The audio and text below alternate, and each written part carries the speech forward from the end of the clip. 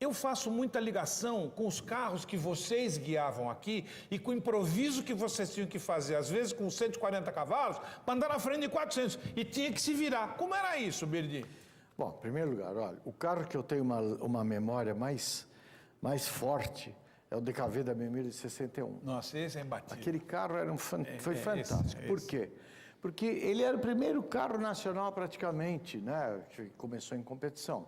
Nós, como já disse, nós tínhamos um departamento de competição, o Jorge Lete, cercado pela elite dos sábios do automóvel no Brasil, né? É verdade. Tudo girava em torno da Vemag. Em 61, quando nós fizemos aquele carro para 1000 milhas, 10 dias antes das 1000 milhas, eu baixei 4 segundos o recorde da pista, que era do Camilo Cristófaro de um Corvette. De um Corvetaço, 400 Um cavalinhos. Corvetaço. Naquele momento era o Opa. top. Agora, depois, vamos dizer, só para respeitar a memória do Camilo, ele chegou, vai mudando, desenvolvendo, chegou a ser o recordista praticamente absoluto de Foi Interlagos. aumentando as rodas, foi pondo pneu slick. Mas naquele momento, aquele DKV era o melhor carro de corrida do Brasil. Nós tínhamos um motor que tinha quase 3 vezes a potência do motor de série. E aquele motor, aquele câmbio, aquele motor que empurrou esse carro a 200 km por hora, descendo a reta de Interlagos, em 1961, motor de 1 litro. Vai, 1 litro. Entendeu? 998 centímetros cúbicos. Para não me deixarem mentir, né? Aquele motor empurrou o Carcará a 214 no recorde brasileiro de velocidade pura. E eu estava lá no Rio com o Norman Casari. Outro dia, alguém disse para mim, pô, você está louco? Eu falei, Interlagos é uma reta longa e era em descida. Como que não? Aquele carro era super leve. Aquele carro era tão leve, Edgar, que ele tinha uma bateria de motocicleta. É verdade. Só nos cúmulos entendeu? Eu dizia até que aquele carro, acho que até o certificado dele era todo furado para diminuir o peso. Não, e você lembra da bateria auxiliar para poder fazer pegar? Porque Põe a bateria de auxiliar, motocicleta. Isso. Primeiro, porque a bateria era de motocicleta, ela não tinha potência. Exatamente. E segundo, porque o nosso motor, ele tinha um estágio de preparação, o Crispim que fazia os motores. Maravilhoso. A unha. Entendeu? Ele tinha um estágio de preparação que, para ele pegar o regulamento, obrigava que o carro pegasse a partida. Para ele pegar, ele tinha que ter um motor de arranque envenenado que girava mais rápido, então aquela bateria dava o suporte para aquele motor de arranque e tal. E aquele motor, então aí ele pegava, você tinha que acelerar muito pouquinho, porque ele tinha 3 carburadores 48 Weber. E um cilindro dava o primeiro sinal, fazia blum. Não, aquele carro, só eu, o Jorge Marinho conseguimos funcionar aquele carro, porque aquele motor tinha chegado, ele era sofisticadíssimo. Nós usávamos um óleo que era o Castrol R. Aquele cheirinho gostoso, maravilhoso. Você sabe que o Risso não misturava direito a gasolina. Precisava balançar o carro. Então os mecânicos tinham que balançar o carro. Entendeu? Exatamente, na hora da largada. Exatamente. Para o motor pegar, quando estava frio, precisava botar vela fria. Depois ele pegava, quando chegasse a 60 graus, mudava a vela para a corrida. Eu sei, era um mise-en-scène maravilhoso. Então você veja, na largada de 1000 milhas, quando eu entrei para combinar a largada da 1000 milhas de 61 com o Jorge, com o Marinho, com o Billig, eu falei, como é que nós vamos fazer? O Jorge falou, deixa comigo. Deixa comigo. Porque ele tinha que manter o carro no mínimo a 60 graus. Então, cada 1 minuto, 2 minutos, ele ia lá, o carro alinhado, nós já do outro lado para largar, e ele funcionava o carro. O carro fazia um barulhão, era um ronco, parecia um Fórmula 1 de hoje. Exatamente. E virava 7.000, lembra? Oxe, aquele carro andava Nossa, muito. dava uma afinada. E os mecânicos balançando o carro. De vez em quando eles diziam, pô, esses caras vão desclassificar a gente. Eu me lembro. O tenente parecia um maestro na frente do carro. Ele punha a vela quente, aí mandava acionar, você acionava, ele ligava as baterias auxiliares e ficava até o primeiro cilindro se manifestar. Porque depois que pegava, Billy, dava aquela funcionada e tinha que pôr a vela fria, senão furava o pistão, lembra? Você sabe que aquela corrida foi uma coisa histórica da minha vida, né? Eu gosto de contar essa história. Porque o Jorge, ele chegou na hora da largada, estava eu, ele, Marinho e o Billig. Ele chegou para mim e falou, olha, você não ponteia, você fica atrás dos Corvette. Eu falei, você está louco, Jorge? Pô, nós temos no mínimo 10 segundos por volta em trem de corrida, entendeu? Porque o Camilo fez um temporal, mas era um Chevrolet 39 com eixo rígido. É verdade. Nosso carro era uma mãe de guiar. É verdade. Era uma mãe de guiar. Na sua mão e na mão do marido. Nós tínhamos mais oportunidade que os outros, né? Mas aquele cara era uma mãe. E eu fiquei indignado. Falei, como que eu vou fazer isso? Não faça isso. Deixa eu ir embora. No fim, fiquei esperando todo mundo parar. E pegamos a ponte e aquele motor engripava muito. Nós tínhamos um problema de engripar. É verdade. Tal. E é uma história comprida. Soltava a gaiola lá embaixo, subia, travava a vela, o motor prendia. Exato. E mesmo assim ganhamos a nossa categoria. Opa! E foi um show. E é uma lembrança muito grande, porque aquele carro representa a história do automobilismo brasileiro, Foi tudo, o trabalho dos mecânicos que o Crispim simboliza, o trabalho do Jorge Lettre, que foi o primeiro grande brasileiro a jogar nas costas dele responsabilidade com verbas para ele trazer resultado de corrida nesse país. Ele passava para nós uma disciplina que naquela época era inédita, né? Ele era exagerado em tudo. Em tudo, mas era maravilhoso. Era maravilhoso. Era o italiano, não o alemão. O italiano era maravilhoso, de Piemonte, e ele tinha coisas incríveis. Olha, Birdi, não dá para... Assim, uma vez nós fomos na casa do Norma. Tá fazendo isso? Vamos até a casa do Norma, vamos. Chegamos, vamos entrar... Não, faltam 5 para as 8. Vamos subir já. Não, marquei às 8. E ficamos lá embaixo até dar 8 horas. Aí subimos e ele tocou a campainha. Esse era o tenente. Pois é. Olha, você vê. Gente, é tanta coisa, né?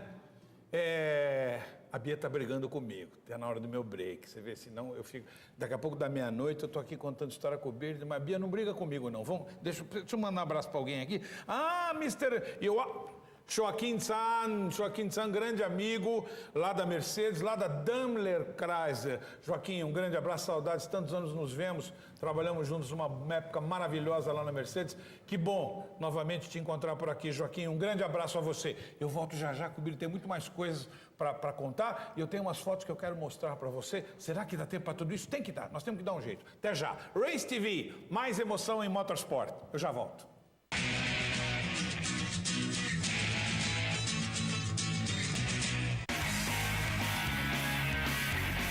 Encontro marcado com a emoção.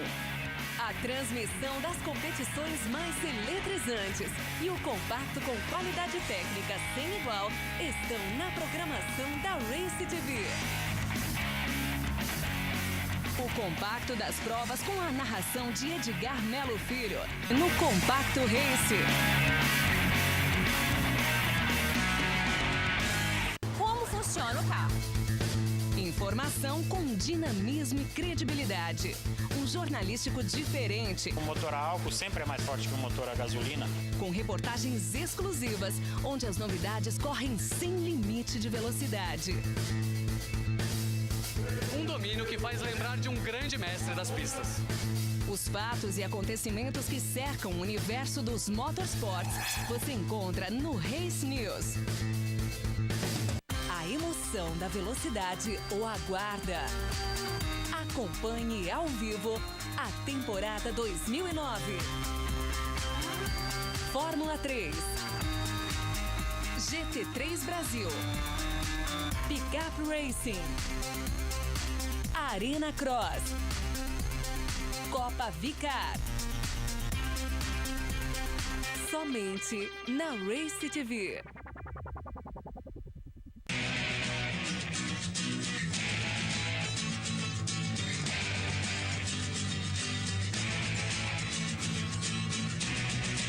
Você vê que só no intervalinho aqui a gente já dá uma cavocada no passado. Estava aqui lembrando com o Birdi. Eu gostava muito de imitar JK com pente e um celofane de cigarro naquela época. Porque o JK, ele subia, ele fazia toda a subida do box. Depois que ele passava a velha Ponte Pirelli, ó, o Jabá, ele punha uma quinta. Então era Christian Heinz e Chico Landi de JK, Ailton Varanda e Mário Olivetti, o Amilcar Baroni, que trabalhava... Nossa, gente, Birdi, vamos fazer o seguinte... Lu, solta para mim aquele videozinho. Eu quero que o Birdi agora conte um pouquinho, depois no relacionamento com essa turma, uma discussãozinha muito positiva que aconteceu uma vez com a história do freio. Eu vou trazer o Crispim aqui até para, numa próxima oportunidade, ser testemunha dessa história. Mas eu quero que o Birdi conte, porque tanto o seu Crispim, nós somos todos suspeitos. Deixa o Birdi contar, mas já posso aqui assinar que essa história foi verdade. Como é que foi essa história do freio, Birdi? Enquanto nós vamos vendo essas imagens aí gostosas. Não, na minha milha de 61, nós tínhamos um motorzão, um carro muito rápido. E o Marinho e o Jorge, que viviam desenvolvendo coisas, eles tinham desenvolvido uma lona de freio maravilhosa. É uma lona preta, e nós tínhamos já uma panela de alumínio para o freio trabalhar mais frio, e o freio era bem eficiente. Para aquela época, né?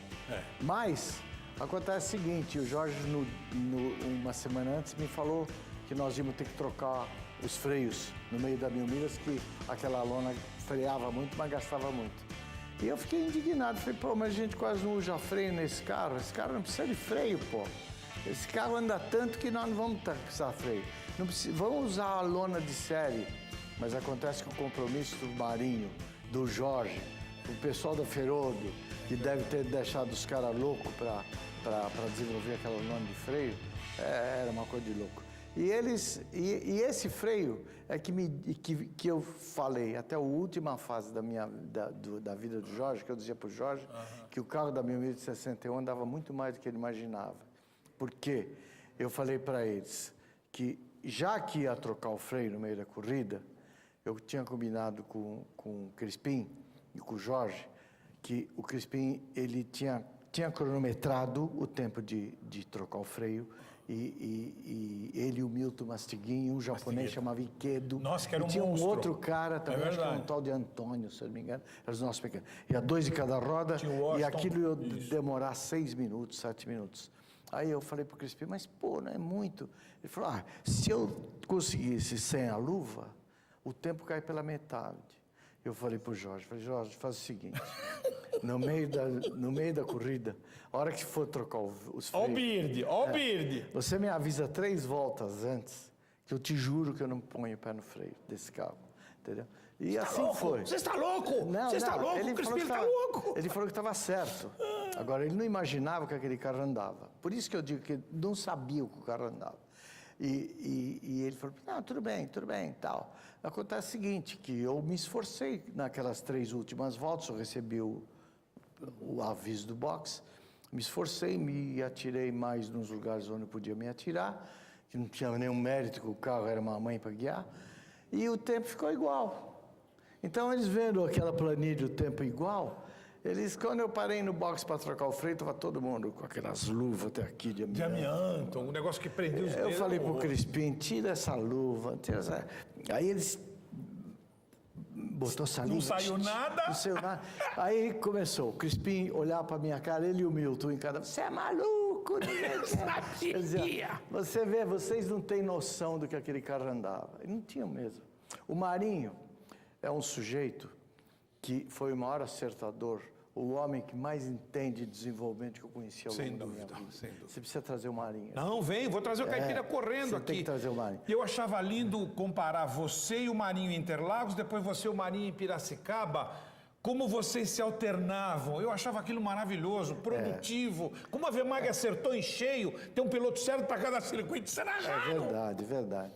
Agora, é o tal negócio, porque naquela época cada um tinha a sua cara, cada um tinha o seu estilo, cada um fazia o seu trabalho. Mas o Marinho, ele tinha uma capacidade para desenvolvimento que você não imagina. Tudo que ia para o carro de corrida saía do carro do Marinho. Ele era o maior companheiro que o Jorge podia ter tido. Imagino. Agora, aguentar o Marinho, não, é outra história. Aguentar o Marinho é outra história, entendeu? É verdade. Agora, é uma criatura maravilhosa. Sem dúvida. Eu convivi com esses caras, Marinho, Wilsinho, Chiquinho. Pô, os caras, o Luizinho, os caras são moco. Enfim, o Wilsinho é terrível. Não, o Wilsinho... Fiquei 10 dias com o Wilsinho na Europa, dá para escrever um livro. Dá. Isso depois é uma outra história que você vai contar do Wilsinho na Europa. Então, é uma coisa de louco, sabe? Quando eu lembro de tudo isso. Agora, o que o Marinho guiava em circuito de rua era uma coisa de louco. E o que o Marinho sabia da arte de guiar um automóvel, ele me ensinou tudo, pô.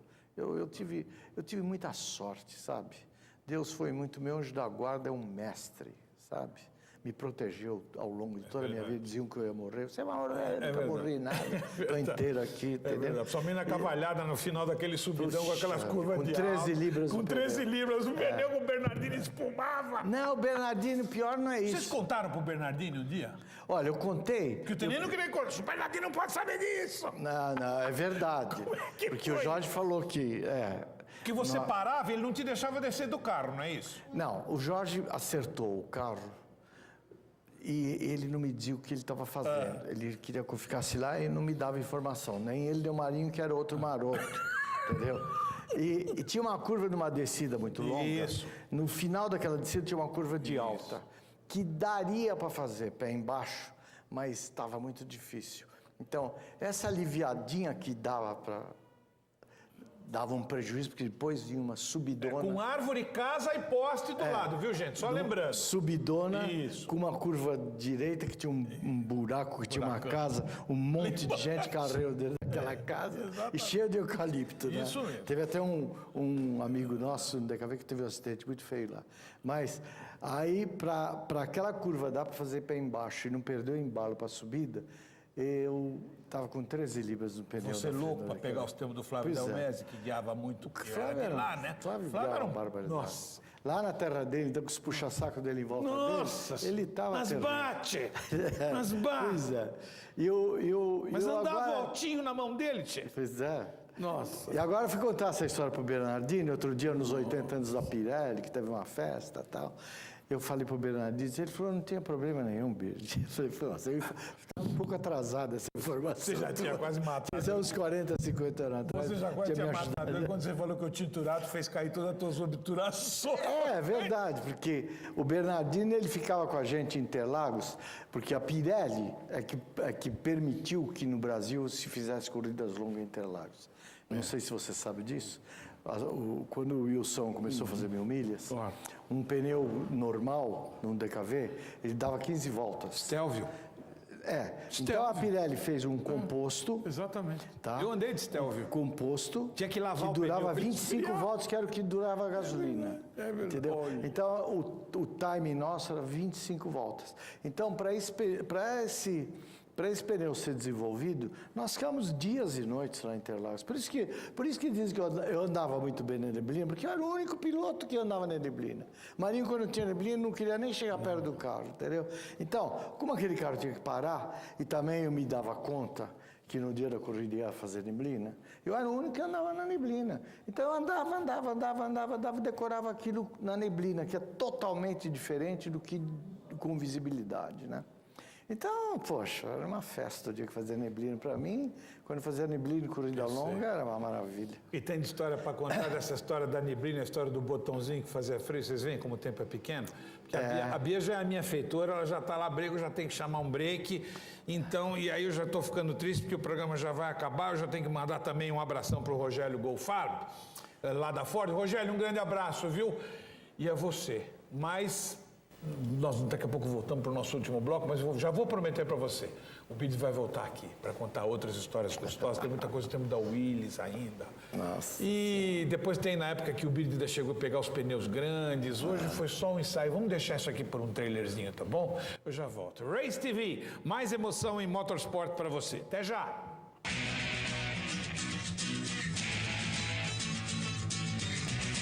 Como funciona o carro? Informação com dinamismo e credibilidade.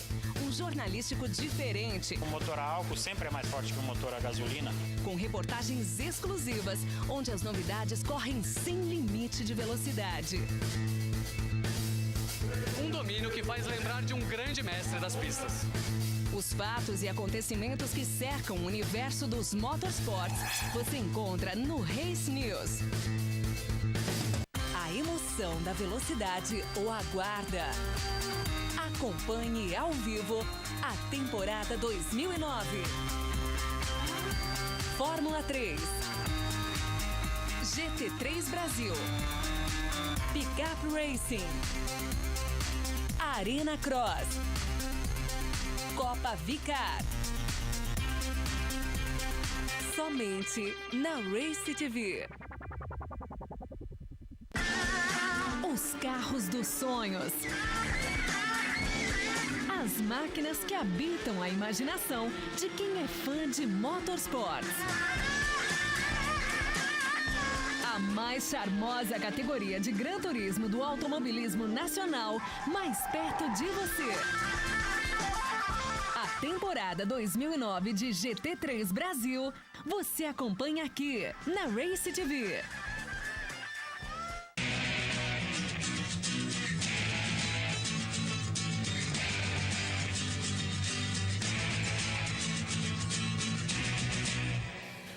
Pois é, gente. Puxa vida, hein? Sem inimigo, hein? 5h49, podia ter quebrado, né? Podia ter parado 5 horas da tarde. Bom, deixa eu já pedir desculpa que não vai dar, com certeza não vai dar para ler todos os e-mails. Eu quero que o Billy conte mais algumas coisinhas. Eu tenho 10 minutos para correr atrás do tempo. O Américo Teixeira Júnior, grande Américo, obrigado por estar aí conosco, né, Américo? Puxa vida, que bom. Meu Deus, que emoção. Obrigado, Bird, obrigado, Edgar. Beijão para os dois. Beijão para você, Américo. Saudades.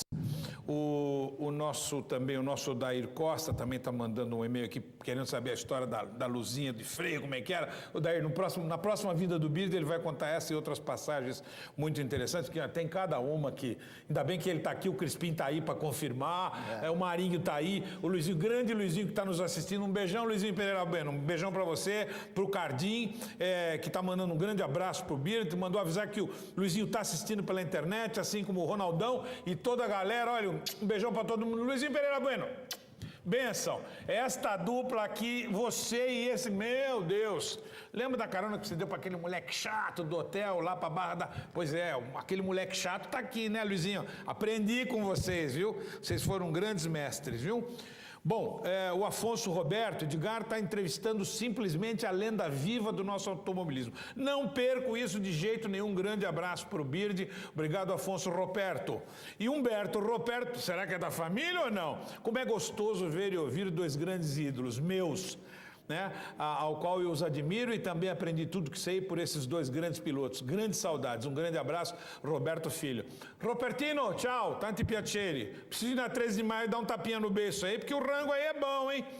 O Zé Luiz Duarte, lá do Rio de Janeiro, tá mandando um grande abraço. Olha, Edgar, parabéns pelo tema de hoje. Um grande abraço a você, Alberto Clemente. Fico imaginando, ouvindo a narrativa de vocês, como era muito mais emocionante as corridas na época comparado às corridas de hoje. Pena que não tive esse privilégio de assistir. Zé Luiz, é verdade, que pena, viu? Azar seu, amigo. Eu estava lá, eu vi, de perto, toda essa turmarinho, ele, Luizinho, o Wilson. O Wilson era um demônio. Depois eu vou contar os pegas maravilhosos desse aqui do Luizinho com o Wilson. O Tigrão guia muito mais do que vocês imaginam. Agora, com aquele gêniozinho bom que ele tem, né? Não há chefe de equipe de Fórmula 1 que ature aquilo. Tô certo, Birdi? Hein? Com aquele gênio do Tigrão lá, falando de dedo na cara do chefe. Aqui não leva desaforo pra casa, leva, Birdi? Tigrão não leva não, né? E não puxou o pai não, né? Porque o Ele Wilson... é uma criatura maravilhosa, mas mesmo, é uma falsa aparência que ele põe no ar. É verdade, é verdade. Tigrão, vou trazer você aqui no programa, viu, Tigrão? Pra você contar muita coisa interessante. Deixa eu só mandar um... Bruno Nazaro Munhões. Valeu o e-mail aqui, é campeão. Nossa, tá falando muita coisa boa. Prometo para você que o Bird, na próxima volta dele, vamos falar do Divisão 4, da época dele com o Nilson. Vou trazer o Nilson aqui. E até o Bird estava contando um dado muito interessante. Ele disse, o Nilson fez umas 14 corridas, ganhou 7, tá bom? Tá boa a média do Nilson? Clemente também, né? Só que um é pássaro, o outro é Nilson, né? Você vê que veio no... Seu Francisco fez um trabalho, que veio no DNA dos dois. Bird, o relógio é nosso inimigo, Birdi. Eu preciso dizer uma coisa para você de coração. Obrigado. Foi muito bom ter vivido na sua época. Foi muito bom vir de chinelo, a pé, de calção, de ônibus, de carona, para Interlagos. Foi muito bom pular muro, escalar para ver vocês guiarem. Todos vocês. E eu olhava e eu dizia, puxa vida, um dia eu preciso fazer alguma coisa parecida. E eu tenho uns canequinhos guardados em casa que acho que eu aprendi direitinho a lição. Vocês me ensinaram bem. E foi muito importante esse aprendizado com todos vocês, a convivência com vocês. Convivência com o Crispim, com o Jorge, com você, com o Marinho, com o Luizinho, com o querido Cacaio. Nossa, o Cacaio de tanta saudade. Eu pegava no pé dele por causa dos potinhos dele, com aquele cabelo do Cacaio que deixou tanta saudade. Enfim, Carolzinho, tanta gente boa. Eu acho que foi uma época maravilhosa. Que pena que você, jovem, não pôde viver isso. Mas olha, o livro está aí, com tanta coisa bonita. O Bird fala tanta coisa maravilhosa. E eu, como eu disse para vocês na abertura do programa, eu me orgulho muito de estar do lado do fotógrafo, naquelas fotos que vocês viram. Eu até tinha pedido para a Lorinha, para a nossa diretora, que depois eu até queria analisar foto por foto, vou ficar devendo para vocês. Quando a gente traz uma criatura como o Bird, como o Luizinho, como o Anísio Campos, criaturas tão queridas como o Ilcinho, vou trazer todos aqui, realmente o tempo fica muito pequeno, né? Então nós temos que repetir a dose, trazê-los várias vezes, para que vocês entendam por que foi uma época romântica, né? Quando vocês viram, e está na capa do livro, quando vocês viram aquela berlinete de lado, com uma faixa atravessada, a berlinete assim, a faixa aqui, né? Aquilo lá era a divisão da pista, isso aqui era o meio da pista. E esse carro aqui estava mais ou menos a uns 190 por hora, 195, e aquela mão que você vê aqui em cima é a mão do Controsterzo, que o Piero Taruffi quase enlouqueceu. Aquela do Piero Taruffi também foi inesquecível. Aquela é para encerrar. Como é que foi aquilo, Birdi? Olha, o que aconteceu é o seguinte, o Piero veio para cá para fazer a entrega do troféu Vitor, né? Isso. E simulou, se fez uma promoção de fazer a escolinha do Taruffi, que ele tinha escrito um livro de como guiar um carro de corrida. Isso mesmo. E ele criou a escola de pilotagem, que depois o próprio Expedito Meirelles da Quatro Rodas fez a primeira no Brasil, não é? Aproveitando aquela ideia toda. E aquele dia do Taruffi foi para a pista como carro mulo para fazer uma escolinha. O Taruffi promoveu a Quatro Rodas e a Willis, ideia do Mauro Salles, promoveram uma escolinha ali na pista. Esse era outro gênio, Mauro Salles. Pois querido é. Maurão. E eles me convocaram para que eu fosse participar dessa escolinha. Eu não queria participar da escolinha, porque, como é que a escolinha não tinha nada a ver com aquele momento da minha vida, da minha carreira, né? Mas eu fazia parte de um esquema, tinha compromisso com eles, então eu tive que topar. E duas frustrações. Primeiro, que eu não queria ir. E segundo, eu não me conformava de a nossa Berlinette 5 marchas. Ali é de carro mula para todo mundo guiar. Os nossos concorrentes, principalmente o Jaime, que era o Raposão, o Jaime Silva, Jaimão. Ele ia descobrir todas as fraquezas que a gente tinha naquele carro. Porque aquele carro não tinha potência, ele não tinha torque, ele tinha aerodinâmica. E a gente tinha que guiar daquele jeito, que o cara tinha muita aerodinâmica, você tinha que se atirar. Senão você se ferrava. Luneta! O cara dá uma tirada de pé na tua frente, a ferradura, você perde 2, 3 segundos numa volta. E nisso o Marinho era campeão. E o seu Chico, então Chico Miséria. Mas por isso que eu guiava daquele jeito. Por essa história do Marinho, essa é uma história mais... E você vai contar. Os caras eram raposa. Só no espelho via que o pássaro já vinha, dava com o pé esquerdo, tu no freio, o pássaro já vinha no alicate. Só que depois o cara tinha 200 cavalinho para atiçar. E esse aqui dá ali no câmbio para achar 100. O nosso carro era muito melhor que o dos outros, vamos falar. Nós não tínhamos era motor, o resto nós tínhamos mais que os outros. Então, a gente tinha tudo. Mas né? você vinha pendurado, você vinha na ponta do pneu, você vinha naquele bigulinzinho de borracha. Limite dos limites. E não é só eu, todo mundo tinha que fazer aquilo. Sim, quer dizer, o time. Eu fui, vamos dizer, o instrumento que o Greco usou, que eu tinha muita experiência, estava num momento muito forte da minha carreira naquele momento, ele foi o instrumento que ele me usou para puxar toda aquela turma que E motivou todo mundo. Pois é, motivou todo mundo, mudou tudo. Mudou. E aquele jeito de guiar esse carro, que você está falando com o Taruffi, ficou impressionado, é porque nós tínhamos que correr aqui no Brasil contra os carros grandes. Então, nós tínhamos que se espalhar no meio de uma curva. E é o tal negócio, você não podia nem pensar em tirar o pé na curva 1. Entendeu? Não podia nem pensar. Entendeu? Porque se você tirasse o pé, você perdia 1 segundo até o final. Entendeu? E era muito difícil fazer tudo aquilo. Mas dá para fazer. A gente se prepara.